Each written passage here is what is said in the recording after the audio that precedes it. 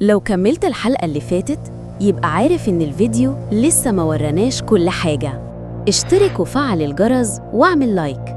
الليلة دي هنسمع الصوت من جوه. الفيديو بدأ بنبض وبعده نفس، والابتسامة جوه السواد كانت بتكبر.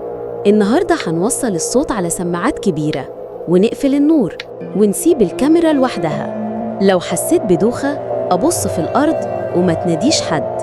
أول ما علينا الصوت الأوضة أخدت نفس عميق كأنها بترد علينا.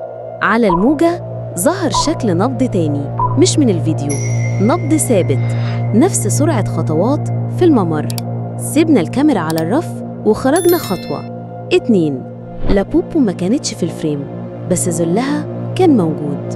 رجعنا الفريم لقينا سن من الأسنان مسلمة زيادة كأن حد عض على معدن وساب أثر.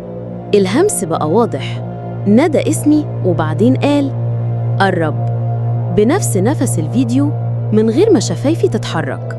ولما قربنا الانعكاس في التلفزيون ورانا وشين، وش لابوبو ووش تاني زي وشي بس مبتسم أكتر.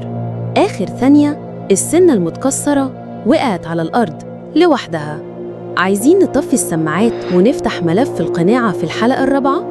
اكتبوا كمل واشتركوا ودوسوا لايك وخلي النور مولع.